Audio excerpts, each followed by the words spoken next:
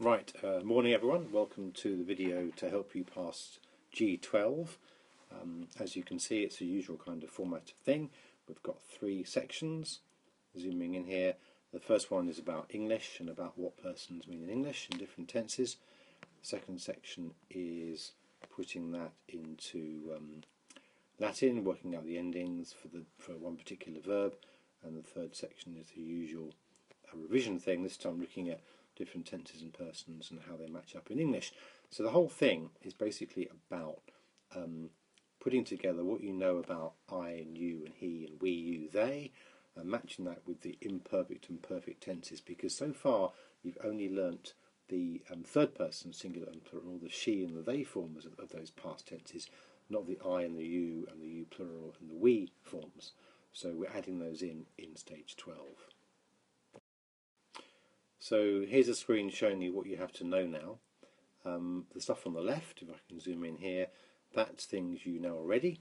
I don't know why the datzing is in bold there, but that doesn't matter. Those three cases, those three declensions, you really learnt those in stage 9, and the pronouns likewise, that's all old stuff. And on the yellow chart here about verbs, most of this is old as well.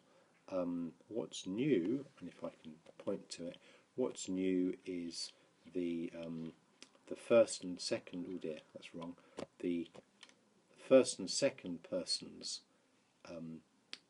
of the perfect and imperfect tenses. So the bam and the bas, the barmus and bartis, and the e and the isti, and the imus and the istis, those are new. Okay. So the first section should be okay. We're looking at working out what tense the English verb is in over here, and we're looking at what person it is. So you tick one tick, it says each side of the phrase. Okay, so let's do the right hand side first. So we know that's first person, this time first person plural. So let's tick that in there. It was lying, that's third person, he, she, it is it, is third person. The pixies, that's they, so that's third person again. You is second person, and then we again is first person. So that's all stage 10 stuff. Okay, you ought to be okay with that. And the tenses, going back to the start again, we tried, that's the perfect tense, isn't it? The simple past. Let's do that. Was lying, that's the imperfect. Are free, the present tense, they are. You stole, that's the past, isn't it? Because you steal is present, so you stole is the past, simple past. It's not were stealing, which would be imperfect. It's you stole, that's perfect. And we were looking is again a bit easier, that's the imperfect. So that's the first section done. Now for section 2, here we have to know a bit of Latin. We normally have one verb. This is the verb discedo, I leave.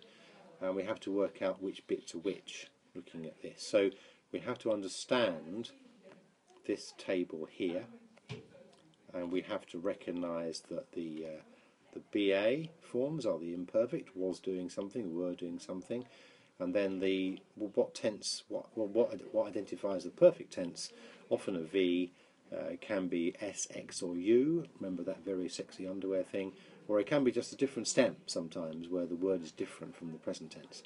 So let's go back and have a look at this one. So easy wins might be looking at the imperfect. So I reckon bam and barmus are imperfect, which is was or were leaving. Now, as we know from that table, the bam ending is I and the barmus ending is we.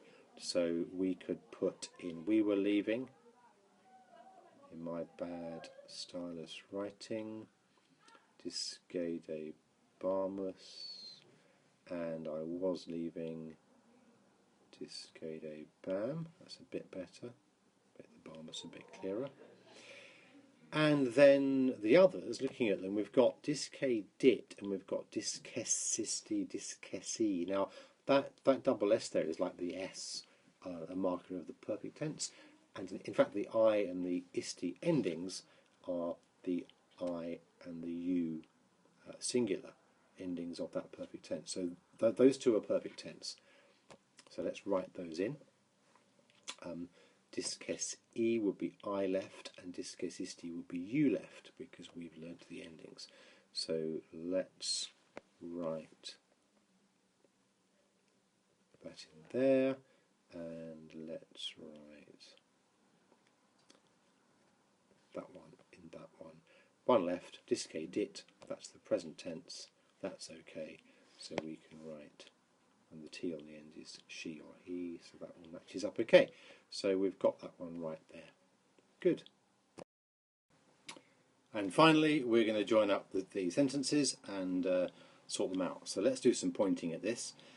Where are the easy wins here? Well, we know that NT is they, and there's one they there, and that's were making, and that's bant, so that's correct, that's the imperfect. So let's join up that. We know that muss is we, that's one of the things you learned in stage 10, and there's one we there as well, so let's go for that. Good. Then we know that s is you singular, but so now in the perfect tense is isti. So we've got two endings for you singular. Now here that isti is a perfect ending, as I just said, and here facis becomes facis, so that's a change in word spelling itself. The stem changes, so that's also a change from present there to perfect there. So we've got to work out which one's on the right is present and which one's perfect. So we've got two yous. You are making must be present tense, you made is the perfect tense, so let's join up those. So facisti is you made, and facis is you are making. Two left. T on the end must be he or she, and the E there, the facit, is the perfect tense. That must be he or she made, and that is bam is I was, that's imperfect tense with be, and M is I. So that's a new ending as well for you this time. So that must be I was working. So let's go for I was, or not working, making. I was making, and then facit we said was the third singular, he or she, perfect tense is that one. Good. Hope that's clear, a bit quick at the end, but there you go. Good luck with it. I hope you pass.